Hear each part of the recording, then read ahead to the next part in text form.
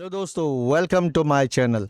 आज मार्केट ने शुरू से ही सिग्नल दे दिया था कि मार्केट में बियरिश मूवमेंट होने वाला है और लगभग ये वन वे नीचे की ओर गया। तो आज किस तरह से ट्रेड किया जा सकता था ये मैं बताऊंगा। और स्पेशली आप ये दो कैंडल देखिए, कल का आखिरी कैंडल, आज का आखिरी कैंडल जो कि 3:30 के बाद बन रहा है। ये बहुत ही इरेटिक मूवमेंट आपको दिखा रहा है, जो एक तरह से सोचिए तो एक धोखा ही है, क्योंकि जैसे ये बड़ा कैंडल बना और आज मार्केट ने पहला कैंडल किस तरह से नीचे बनाया, उसी तरह से नॉर्मली 3:30 तक ये जो है आपको 24,462 में आज क्लोजिंग हो रहा था। उसके बाद देखिए अचानक ये 24,614.90 में क्लोजिंग दिखा रहा है। तो ये अभी मार्केट में एकदम नया सा है। चार्ट में इस तरह के बिहेवियर को फिर हमें समझना होगा और कैसे आगे ट्रेड कर सकते हैं, इस पर मेनली बात करूंगा। निफ्टी के डेली चार्ट को ध्यान से देखिए। मैंने आज सुबह के वीडियो में डिटेल में एनालिसिस आपसे शेयर किया हुआ है। अभी नया कुछ इसमें बताने को नहीं है। जो मैंने चार डिफरेंट पॉसिबिलिटीज, चार डिफरेंट काउंट्स आपको बताए थे, वो चारों अभी जीवित है।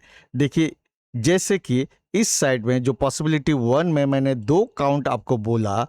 एक तो ये कि ये A B C D E हो सकता है, ई ओवरशूट कर जाता है बहुत बार, और उसके बाद ये नीचे की ओर 22,000 की और 4C बनाने के लिए जा सकता है। यहाँ पर देखिए, ये जो आपको यहाँ से यहाँ रिकवरी दिख रहा है, ये CAS के इफेक्ट के कारण आखिरी कैंडल में ये यहाँ से रिकवर हुआ है। नहीं तो ये 24,460 के अराउंड इधर में नीचे में ही क्लोजिंग होता, इस ट्रायंगल के जो ट्रेंड लाइन के अंदर क्लोजिंग होता। तो इसको अभी हड़बड़ा के किसी भी काउंट को इग्नोर या नलिफाई नहीं करना है। और दूसरा कि इसमें मैंने क्या कहा था कि ABC बना रहा हो वेव 4, तो देखिए यहाँ पर B के बाद ये C में 1 2 3 4 एंड 5, तो ये अभी ऐसा जगह क्लोजिंग है कि इसमें ये दोनों काउंट्स अभी भी पॉसिबल है। इसलिए नया बहुत लंबा डिस्कस नहीं करूंगा। आज मैं मेनली फोकस करूंगा कि किस तरह से आज के दिन में ट्रेड किया जा सकता था, द नाइस वर्ल्ड स्ट्रेटेजी आपको कैसे मदद दे सकता था, और द नाइस वर्ल्ड स्ट्रेटेजी में क्या कुछ मॉडिफिकेशन की ज़रूरत है, जो कि मुझे लगा कि कोई ज़रूरत नहीं है। इस तरफ जो मैंने बात की है, इसके हिसाब से अभी इंटरमीडिएट वेव 3 ही चल रहा है, लेकिन इस पॉसिबिलिटी 2 की ओर में इंटरमीडिएट वेव 3 5 जनवरी 2026 को कंप्लीट हो चुका है। और इसके बाद यहाँ पे दो तरह का काउंट इस चीज़ पर है कि इंटरमीडिएट 4 जो है, इंटरमीडिएट वेव 4 कंप्लीट हो चुका है और फिर इंटरमीडिएट वेव 5 चल रहा है, या फिर इंटरमीडिएट 4 वेव 4 का ही ये फ्रैक्टल्स ABC अभी चल रहा है। तो अभी दोनों तरह के पॉसिबिलिटी और चारों काउंट अभी हमें लेके चलना होगा। उस सेम चीज़ को मैं रिपीट नहीं करूँगा, उसको आप सुबह के वीडियो को फिर से देख लेंगे। तो अभी ये बीच में ही है, कुछ दिन देख लेना है, उसके बाद हमें आगे पता चलेगा। तो आज हम लोग डिटेल में बात करेंगे कि द नाइस वर्ल्ड स्ट्रेटेजी से कैसे ट्रेड को हैंडल किया जा सकता था। ये 5 मिनट का चार्ट है निफ्टी का। इंट्राडे ट्रेडिंग के लिए मैंने आप लोगों से डिस्कस किया हुआ है द नाइस वर्ल्ड स्ट्रेटेजी। इसमें डेडिकेटेड वीडियो बना हुआ है। मैंने बहुत सारे इंडिकेटर्स यूज़ किए हैं, यहाँ मैंने काफ़ी कम किया हुआ है। मिनिमम जो आपको लेना है, बॉलिंजर बैंड, इसमें मिड बॉलिंजर बैंड मैंने हटाया हुआ है। ये जो डीप ग्रीन लाइन है ये 50 मूविंग एवरेज है, और सुपर ट्रेंड 10:3 का 10 एंड 3 मूविंग एवरेज। इसके बाद ये 5 है एक्सपोनेंशियल मूविंग एवरेज, जो यहाँ रेड लाइन आप देख रहे हैं। इसके अलावा एक ऑसिलेटर, तो इसमें मैं पहले RSI यूज कर रहा था, तो अभी ये 2 दिन का जो एक्सपीरियंस है इसमें लग रहा है कि स्टोकेस्टिक भी यूज करना पड़ सकता है। इसको आप देखिए क्यों और कैसे। तो ये सीखने की बात है। और जब मार्केट में ये CAS का इफेक्ट हो रहा है, आखिरी कैंडल देखिए, ये यहाँ साइडवेज था, इतना ऊपर 200 पॉइंट ऊपर क्लोजिंग। आज भी आप यहाँ देखिएगा कितना पॉइंट का क्लोजिंग है। जिस जगह क्लोज हुआ था 3:30 बजे, वहाँ से लगभग ये 150 पॉइंट का क्लोजिंग है। तो ये जो है एनालिसिस और चार्ट पैटर्न को कितना प्रभावित करेगा, ये आने वाले दिन में हम देखेंगे। लेकिन अभी इसको कैसे हैंडल किया जा सकता था आज के ट्रेड में, वो मैं आपको बता रहा हूँ, क्योंकि ये सीखने और सिखाने वाला चैनल है। यहाँ आप देखिए, नॉर्मली अगर आप देखते इस कैंडल को नहीं मानते, तब अगर मान लीजिए इस तरह से होता तो एनालिसिस हमारा क्या होता है। यहाँ देखिए, price made higher high and at the same time RSI made lower high. ये आप इजीली जान रहे हैं कि ये किस तरह का डाइवर्जेंस है। This is regular bearish divergence. और यहाँ पे देखिए, ये जो सुपर ट्रेंड है नीचे है, लेकिन ये ट्रेंडिंग नहीं है, ये साइडवेज है। और यहाँ से यहाँ तो पूरी तरह से साइडवेज हो गया।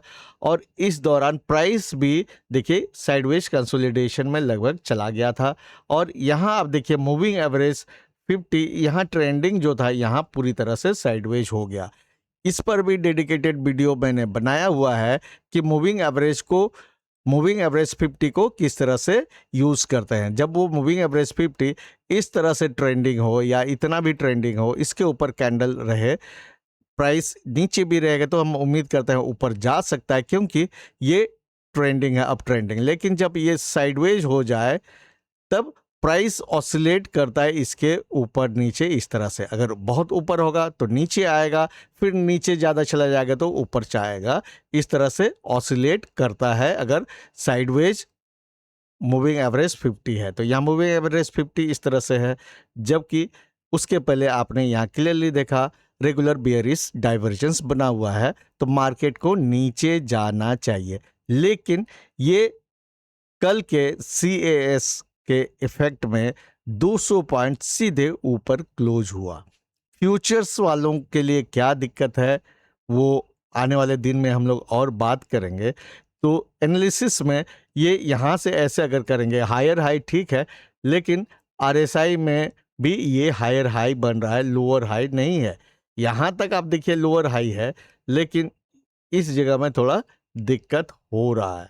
लेकिन ये आज भी इसी तरह से ये क्लोजिंग हुआ है।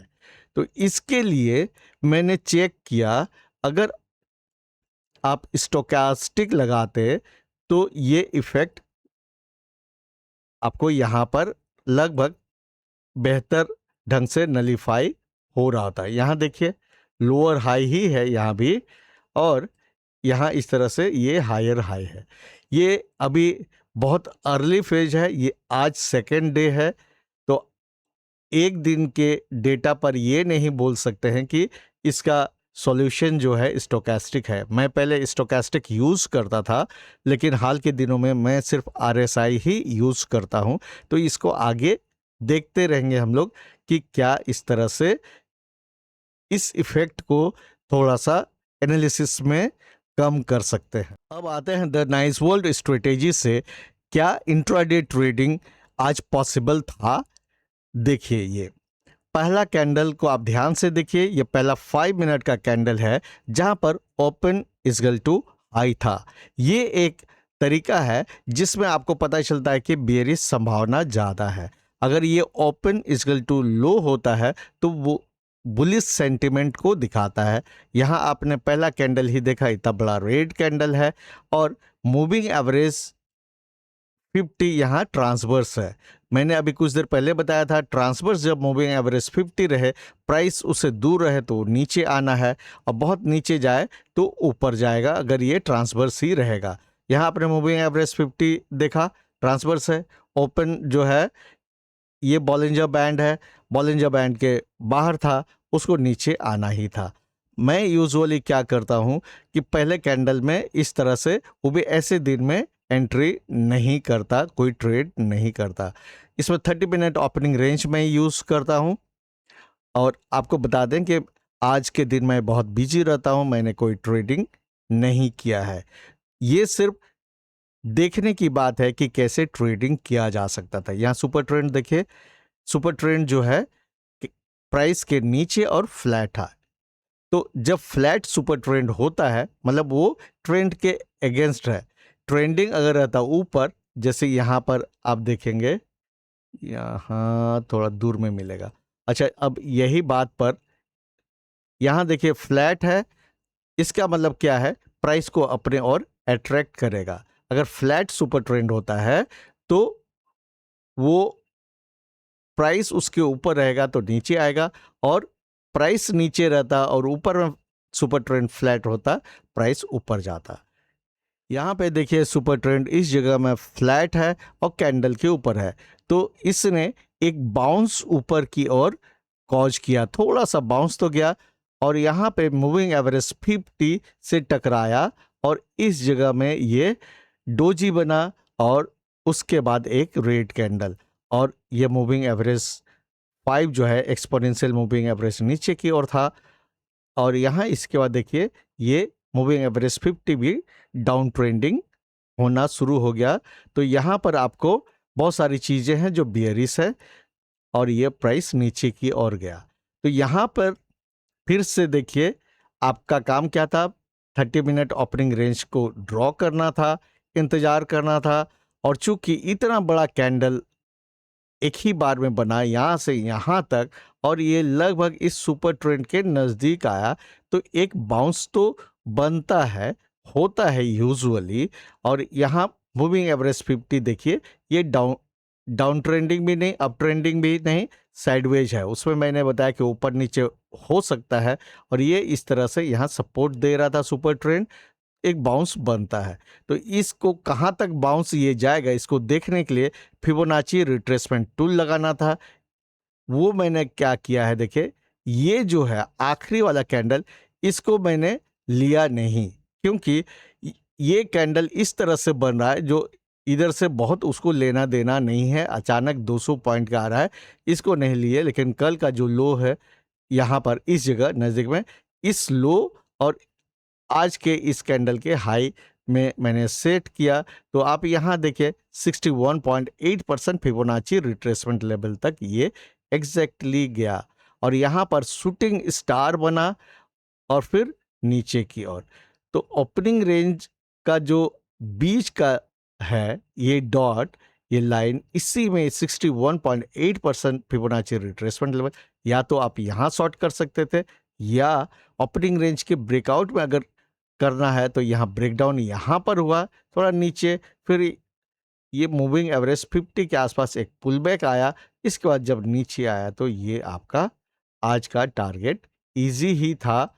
अगर आपने ये स्ट्रेटेजी को सीखा है, फॉलो किया है, बैक टेस्ट और फोर टेस्ट किया है, तो आप ये इंतजार कर सकते थे।